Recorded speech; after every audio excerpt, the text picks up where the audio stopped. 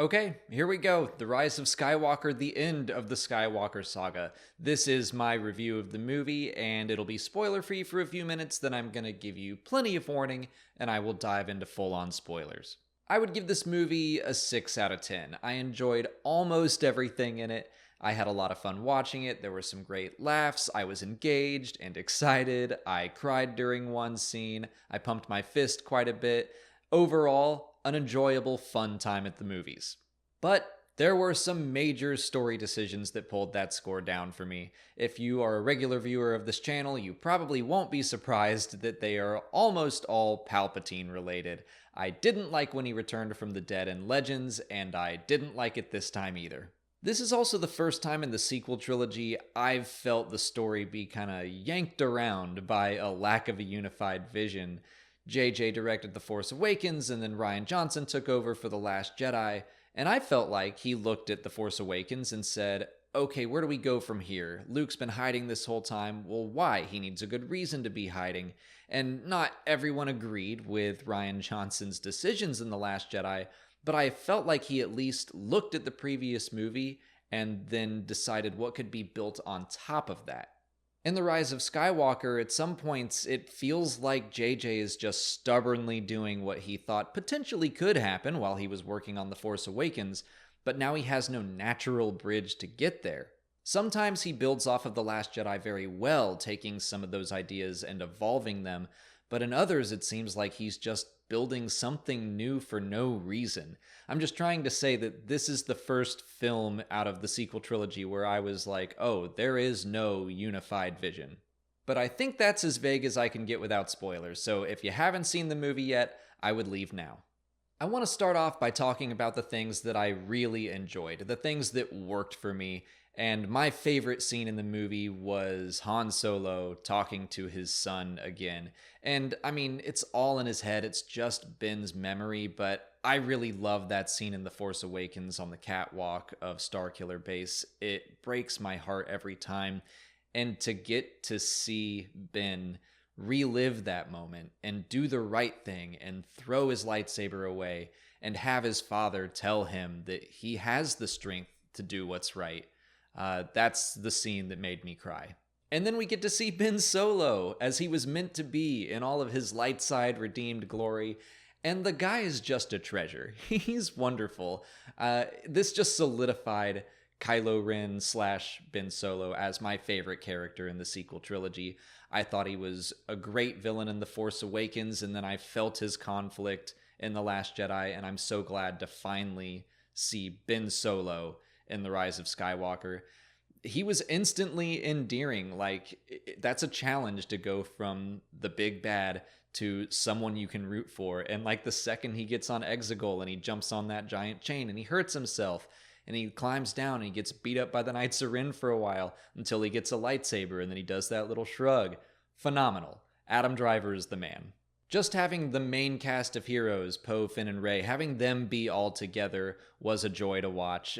They had some great banter, which led to some hilarious jokes. I specifically remember Poe landing the Falcon, and you just hear him like, "It's on fire!" All of it. Like, that's a great moment. The comedy in general really landed for me. The jokes in The Last Jedi are one of my complaints about that movie. They just did not work for me, but I think JJ really knows how to pull funny moments out of Star Wars.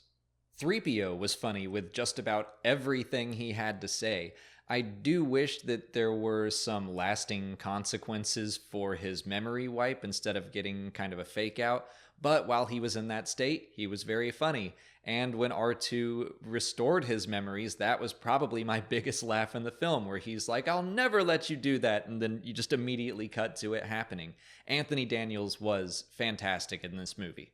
I liked Dio a lot more than I thought I would. For some reason, when he was revealed in marketing and trailers, I was just like, I don't really like that design, but he was very funny and adorable. And Babu Frick is a real scene stealer. So basically anyone about this tall, they were wonderful. I liked Zori Bliss a lot, especially her and Poe and their dynamic and that running joke of like, "Can I kiss you?" And she's like, "No." And then at the end, when everyone's celebrating, they just silently do that, like, "Huh? Mm-mm. Eh." Like, that was all perfect. Janna was another great new addition, and I was worried 2 times throughout the movie that they would reveal her to be related to either Finn or Lando. I felt like they were about to go that direction, and then they pulled back, and I was relieved.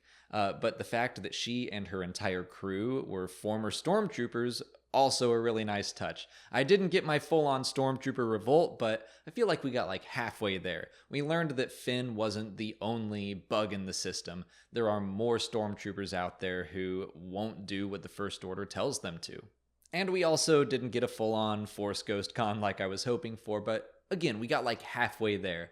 We didn't see any visible ghosts outside of Luke and Leia, but we heard a ton of voices and a lot more than I was expecting. Like, we did get Anakin and Obi-Wan and Yoda and Qui-Gon. Those were the people I was hoping for. But then to also include like Mace Windu, Adi Gallia, I think I heard Ki-Adi-Mundi. That's really cool. But then they went on and we got some non-film Jedi like Ahsoka and Kanan, and that's just really special. I really liked that flashback scene of Luke and Leia training together. First of all, I thought Luke especially looked perfect in that CGI shot. But it's also just so cool to see Leia training in the Force, kicking ass with a lightsaber. I thought the Force connection between Kylo and Rey evolved in a really interesting way. I mean, it was alluded to in The Last Jedi when Rey was standing out in the rain, putting her hand out and catching it, and Kylo is in the hangar, but when that connection ends, he's got rain on his gloves. So we took that a step further and we see that he can like grab the necklace off of Rey and find out where she is, or they can straight up fight with each other even though they're not in the same place. And all of that stuff was just crazy cool to me, and it led to that moment at the end where Rey passes the lightsaber to Ben through the Force. So yeah, there was plenty in this movie to keep me going. I liked the action, I liked the comedy, I liked most of the new stuff that they introduced with the Force. I probably would have ranked this movie higher if it weren't for the Palpatine stuff. I want everyone to know that I really tried to get behind this. I kept telling myself that just because I didn't like it in Dark Empire doesn't mean I won't like it in The Rise of Skywalker.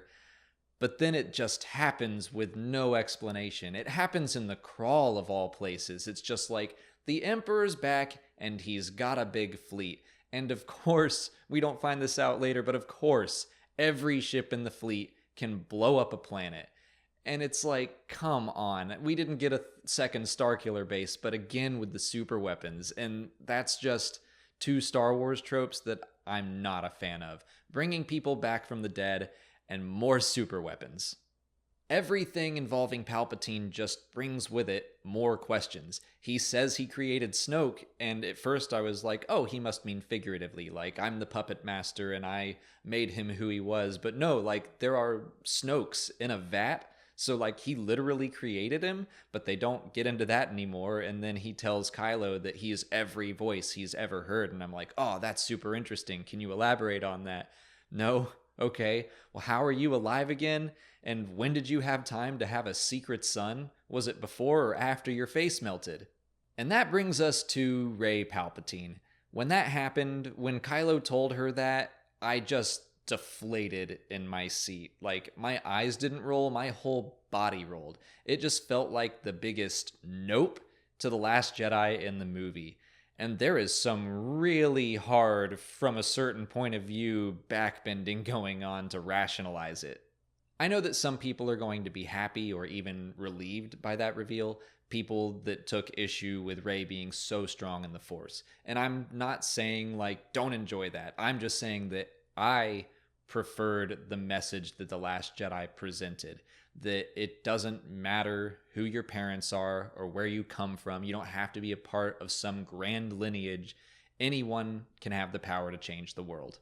So now this feels like some pretty intense backpedaling, and I will completely agree that Rian Johnson didn't expand upon some things JJ set up, like the Knights of Ren, but he did look at all the main characters and he pushed them forward and he made definite choices about them.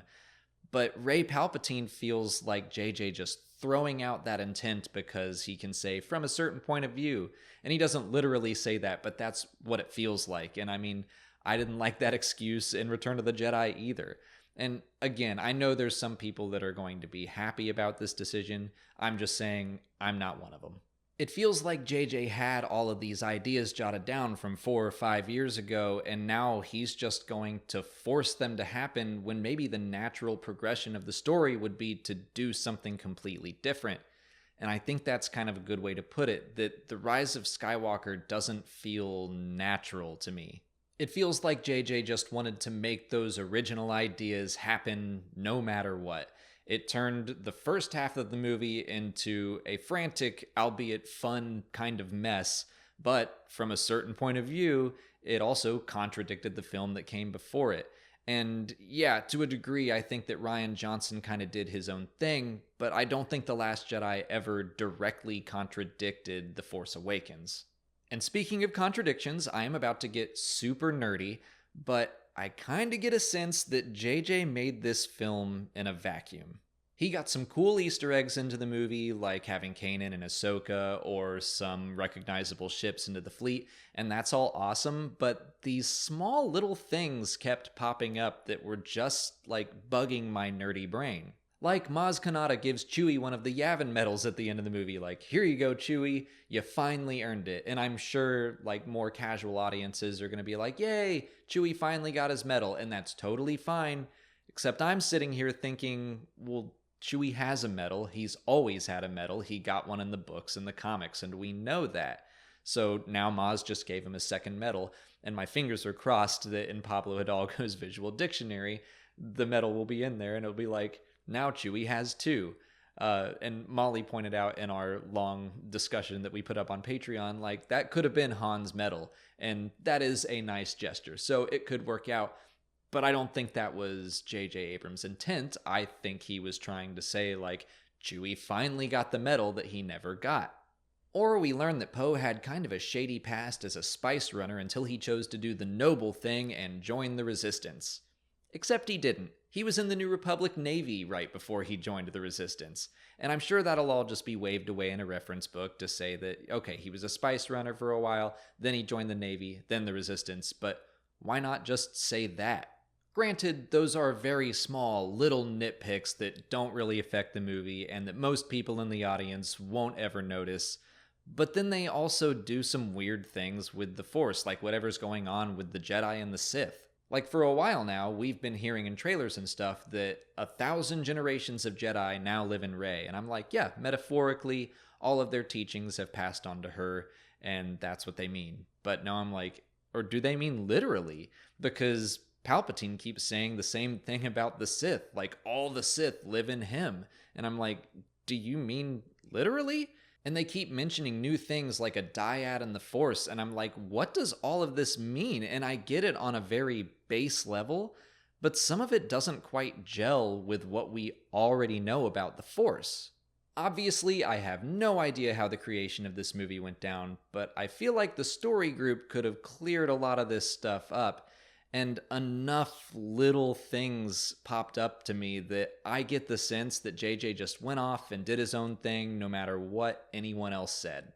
So those were my big gripes for the movie. Palpatine inexplicably coming back with a giant fleet of super weapons, Rey Palpatine, and contradictions, some big, some small. But I also just want to mention that I am super bummed that Ben died. I loved his brief appearance and I wanted more. Him dying felt too much like Return of the Jedi for me. And I mean, I get it. Vader can't like go down and party with the Ewoks after saving his son. It doesn't work like that. And the same is ultimately true for Ben. I mean, you can't have a party while a war criminal is standing nearby assuring you he's a good guy now. But I thought it would have been really interesting to explore what atonement looks like in the Star Wars universe. Like, okay, Ben's on the light side now. He is a good guy, but he did bad things that he is responsible for, and he needs to pay for them. How? What does that look like? How would he go about making the galaxy a better place? I felt like that would have been way more interesting to explore rather than take the easy way out for your easy, happy ending. I mean, we did that once already, and I would have liked to see something new. The end of the movie left me feeling just like, what was all of this for? I really wanted all 9 episodes of the Skywalker saga to tell a story about this family, this lineage that was born of the Force, and they really messed up the galaxy for a while, but ultimately they left it in a better place than they found it. And in the end, it just seems like this lineage was born of the Force, and they really messed up the galaxy for a while, and that's it. I hope I find the answer in the coming days, but right now I'm like, what did the Skywalkers do? I mean, Anakin brought balance to the Force, supposedly, at the end of Return of the Jedi, but then Palpatine comes back, again, inexplicably, and then it's a Palpatine that defeats him, who then chooses to be a Skywalker, and I did like that she took the name, but is that it? The Skywalker saga had a much more impactful and important ending in Return of the Jedi. So yeah, there are some things that I am wrestling with in The Rise of Skywalker, and I feel like I've been harping on it for a minute. I want to remind everyone, I did have fun tonight. It had a lot of stuff to enjoy, and in the end, that's what I'm going to remember this movie for. When I first look back at it, I'm gonna think about the Han and Ben scene, and Ben Solo just being awesome in general. There's a lot to enjoy in there. It's just never going to be at the top of my Star Wars film ranking. And because people enjoy hearing other people's rankings, I'm still trying to decide exactly where it fits, but I'm thinking in my bottom 3, it's either right above or tied with The Phantom Menace, I think. It's also weird to think about how JJ has now made my favorite and least favorite Disney-era Star Wars film. The Rise of Skywalker really did just solidify that I don't want to see an episode 10, 11, 12. I am perfectly fine being done with the Skywalker saga and moving on to something else. Like, the galaxy can be so much bigger. Let's jump back in time and do some Old Republic stuff back when, hey, there were no super weapons, because I think in canon, the Death Star was the first planet killer. So, like, that'll solve that problem for me, but let's just do something completely new. And Rey does bury those lightsabers, so there's absolutely a chance that we could jump forward in time and find the people who find those lightsabers and see what they do. Like, sure, the Skywalker saga can inform future movies, but we don't need episode 10. Like, let's just do something new, please. Now, just because episode 9 didn't blow me away, I want to assure everyone that it's fine. I'm not about to start making videos about how The Rise of Skywalker is a complete cinematic failure that ruined Star Wars, because it's not, and it didn't. It's just a movie that didn't totally sit well with me, and the good news is there are 10 other Star Wars movies I can watch whenever I want. We have options. And also, The Mandalorian season finale comes out next Friday, and its 7th episode was this past Wednesday, and it was awesome. The point is, there's still so much good Star Wars out there. There's still so much coming down the pipeline. One underwhelming movie doesn't change that for me. And I've seen plenty of people tweeting or just walking out of the theater full of enthusiasm and excitement, and I'm so glad that there are plenty of people who enjoyed it more than I did. But that's the end of my review for The Rise of Skywalker. If you want to hear me talk about it for even longer, Molly and I discussed it for an hour right when we got home from the theater, and we put that up on our Patreon, so you can check that out at the link in the description.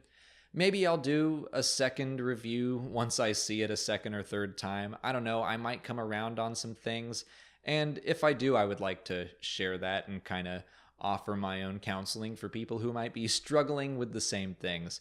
Until then, please like this video, subscribe to the channel, follow us on Twitter, Instagram, and Facebook, and consider checking out our Patreon page. As always, thanks for watching, and may the Force be with you.